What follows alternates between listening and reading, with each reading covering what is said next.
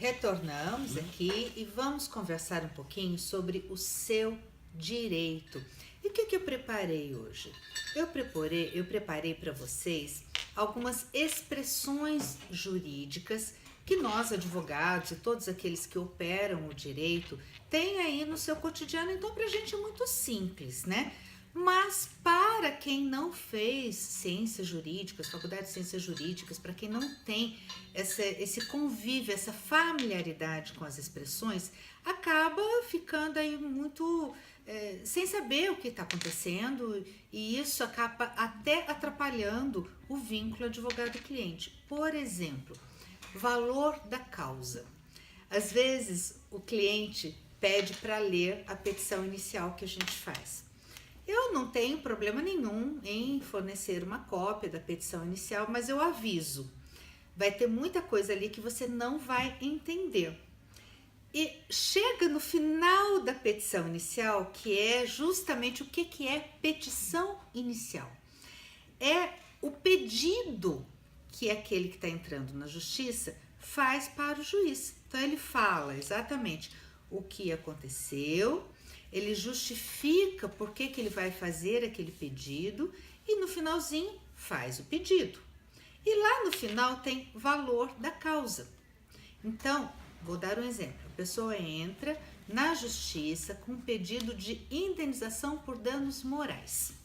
Então, ela vai contar para o juiz o que aconteceu, que ela foi ofendida, o nome dela foi indevidamente inscrito nas listas de restrição de crédito, como SPC, Serasa, só que ela tinha pago a conta e, de repente, ela viu que o nome dela estava inscrito, mesmo tendo pago a conta, e isso foi inscrito indevidamente. Então, aí ela justifica porque ela, olha, já tentei conversar, me trouxe muitos problemas, né, de crédito, ou realmente atingiu a minha honra pessoal, porque eu sempre fui uma pessoa que andei corretamente com as minhas contas. Lá no final ela falou, olha, eu quero ser indenizada em 10 mil reais. Então, esse é o pedido dela. Qual é o valor dessa causa? 10 mil reais. É o valor do pedido que ela fez. Por que tem o valor da causa? Para que se possa verificar qual o valor das custas judiciais. Por exemplo, no juizado especial não se paga custas judiciais, mas na justiça comum se paga custas iniciais. Então, geralmente é o quê? 1% do valor da causa você tem que recolher para os cofres públicos a título de pagamento das custas judiciais. Mas esse 1% tem como base de cálculo qual o valor? Justamente o valor da causa. O valor da causa também vai servir para que, ao final de tudo, o juiz, verificando quem é que tem razão, ele vai arbitrar valor de sucumbência, que é outro termo jurídico que ninguém entende. Sucumbência inclui o pagamento, o ressarcimento do valor das custas iniciais. Vamos dizer, quem entrou na justiça pedindo indenização por danos morais, ganhou a ação, vai receber os 10 mil reais que ele pediu, o juiz condena a parte contrária a pagar isso e condena a parte contrária a ressarcir tudo que a parte que entrou na justiça teve que pagar e condena também ao pagamento de honorários de advogado. Mas honorário de advogado, mas eu estou pagando meu advogado, né? Não, gente. Isso é uma outra situação, tem natureza diferente.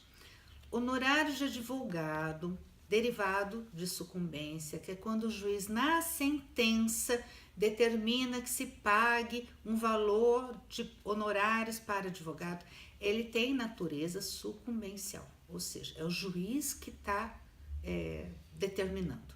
É diferente daquele contrato que você faz com o seu advogado, que tem natureza contratual. Então você fala, mas o advogado vai receber 2 vezes? Às vezes sim, às vezes não. Então, a gente fala, olha, o contrato que você fez comigo, que sou advogado, que opero o direito, é uma coisa. Se o juiz determinar que a parte contrária me pague alguma coisa, vai ser com base onde? No valor da causa. Então, vai ser um percentual do valor da causa, geralmente atualizado.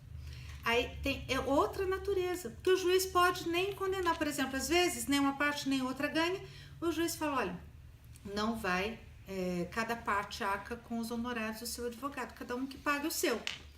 Hoje em dia nem pode mais isso, o Código de Processo Civil acabou modificando essa questão, tem que determinar a sucumbência de uma parte ou de outra, mas o valor da causa, que é o nosso início aqui da conversa, serve para tudo isso.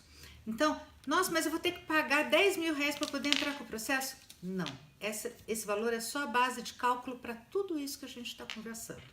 Então, se você, olha, já falamos da petição inicial, do valor da causa e partes. O que são as partes? As partes são as pessoas que estão em litígio. O que é litígio? É justamente o processo, é aquela pessoa que entra com pedido e o outro resiste.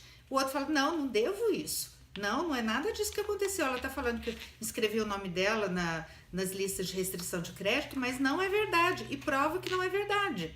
Entendeu? Então, são as partes, ou seja, o autor e o réu, requerente e requerido. Quem entra com a ação é autor ou requerente.